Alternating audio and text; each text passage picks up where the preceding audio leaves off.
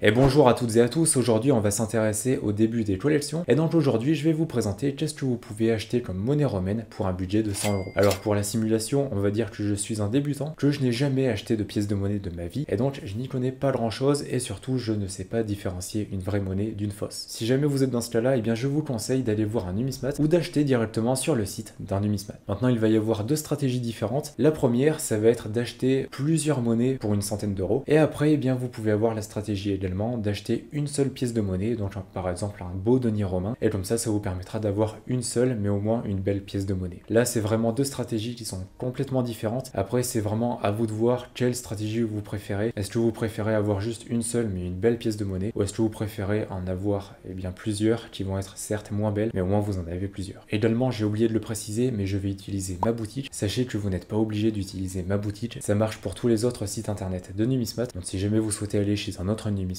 bien sûr vous pouvez le faire. Mais bref, sur ce on se retrouve donc sur mon site. Alors sur ce on va se diriger sur les monnaies romaines parce que c'est bien sûr ce qui nous intéresse. Et donc là, comme j'ai pu vous le dire, il va y avoir deux stratégies différentes, soit avoir une seule et même monnaie romaine, soit en avoir plusieurs. Alors on va commencer pour l'exemple avec plusieurs monnaies romaines et après je vous montrerai quelle monnaie vous pouvez avoir pour une centaine d'euros à peu près. Donc on met les prix en ordre croissant, comme ça au moins ça nous permettra d'avoir des monnaies dans nos ordres de prix. Donc là déjà pour une centaine d'euros, je pense qu'on peut avoir entre 6 et 10 monnaies de bonne qualité à peu près. Donc là on va pas s'intéresser aux monnaies qui vont coûter dans les 5-6 euros. On va préférer aller sur des monnaies qui seront de meilleure qualité. Alors déjà je vais éviter tout ce qui va être, comme cet antoninien de Posthume par exemple. Là comme vous pouvez le voir, malheureusement il est cassé. Honnêtement moi c'est pas une monnaie qui m'intéresserait à avoir dans ma collection. Après tout ce qui va être Numus de Constantin II et tout ça, franchement c'est assez intéressant. Donc lui par exemple, je vais le mettre dans mon panier et on verra bien sûr après. Là je vais certainement dépasser le budget pour commencer, mais je ferai le tri juste après. Alors après là on a un antoninien de Claude de Le Gothique qui est pas mal, je vais le mettre dans le panier aussi. Comme je vous l'ai dit, je referai le tri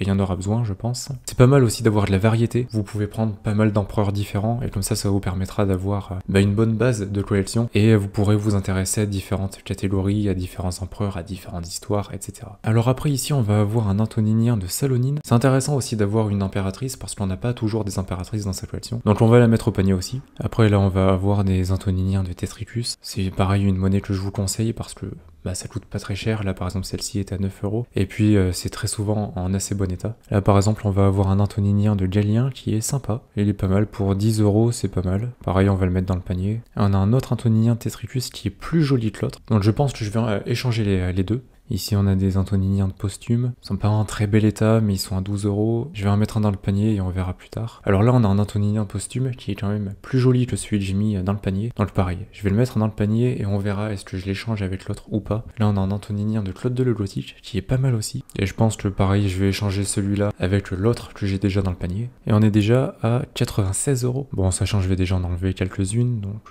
ça va. Pour l'instant on est pas mal. Alors comme j'ai pu vous le dire très souvent, ce que je conseille le plus quand vous commencez une collection de monnaie romaine, ce sont les Numus de Constantin Ier. Donc on va essayer de trouver un Numus de Constantin Ier pour pas trop cher et en bel état. Alors par exemple celui-là il est pas mal, mais il est à 25 euros.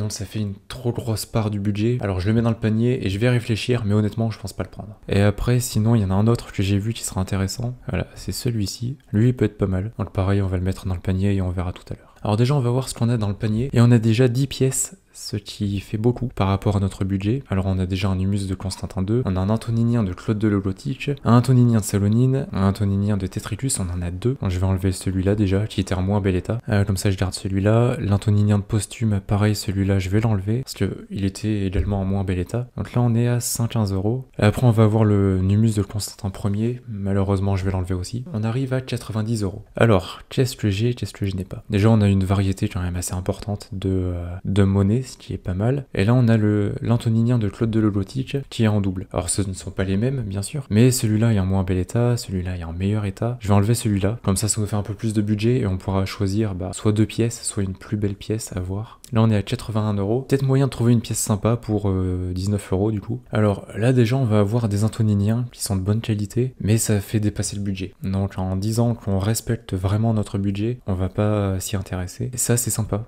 Par exemple, c'est une Majorina réduite de Julien de le Philosophe. Et c'est plutôt rare quand même. Pour débuter, c'est sympa. Mais ça fait dépasser d'1 € le budget. Là après, c'est à vous de voir. Est-ce que vous avez par exemple un budget de 100 €? C'est vraiment 100 € maximum? Ou est-ce que vous pouvez vous permettre de dépasser de 1 ou 2 €? Pour la vidéo, on va dire que nous, on ne peut pas dépasser. Donc on va voir les monnaies un petit peu plus abordables. Alors ici, on va avoir un humus de Constance qui est sympa. Franchement, il est pas mal. Il est quand même en plutôt bel état. On voit la plupart des détails. Je le mets dans le panier pour l'instant et on verra après. Ensuite, sinon, on a un antoninien de Valérien Ier. C'est pas mal aussi. Ça permettrait d'avoir un antoninien qui est plus en billon argenté par rapport aux autres antoniniens, ce qui est pas mal. Donc pareil, on va le mettre dans le panier. Et sinon, ici, on va avoir des monnaies qui sont quand même sympas. On a un humus de Gratien qui est une belle patine. Là, on a le humus de Constantin II. Je vais le mettre dans le panier aussi. Alors, on est donc à 135 €. Faut qu'on gagne 35 € du coup. Je vais enlever le humus de Constance. Il nous manque 17 €. Je vais enlever le humus de Constantin II aussi. Et donc là, on est à 108 € de budget. Donc on dépasse légèrement, il faut en enlever une encore. Et je vais enlever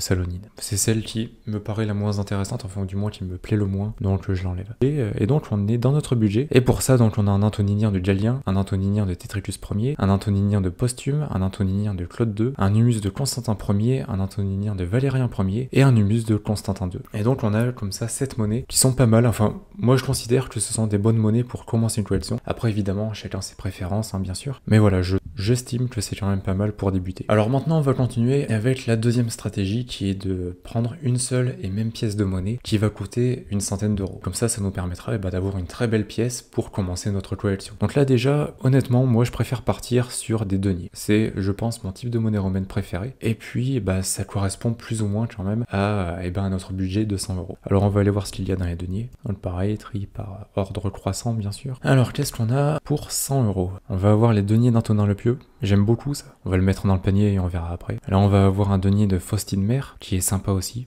éventuellement. Après, là, on va avoir plus des deniers de la République. C'est sympa. Mais honnêtement, je préfère, on va dire, l'Empire romain, donc je vais plus prendre des monnaies de l'Empire romain. Après, là, on va avoir un autre denier d'Antonin le Pieux. On va le mettre au panier aussi, mais je préfère honnêtement l'autre. Ensuite, là, on va avoir des deniers d'Alexandre Sévère, Caracalla, Faustine Mère aussi, mais on en a déjà une. Même si lui, il est sympa, il est peut-être même plus beau que l'autre. Enfin, oui, il est plus beau même que l'autre. Après, on va avoir Caracalla et tout ça, et après, on commence à dépasser le budget. On va regarder celui d'Alexandre Sévère, qui m'a l'air pas mal. En état superbe moins. On va le mettre dans le panier aussi. On verra après. Alors qu'est-ce que l'on va garder ici? Déjà dans les deniers d'Antonin le Pieux, honnêtement, je préfère celui à 90 €. Donc j'enlève celui à 95.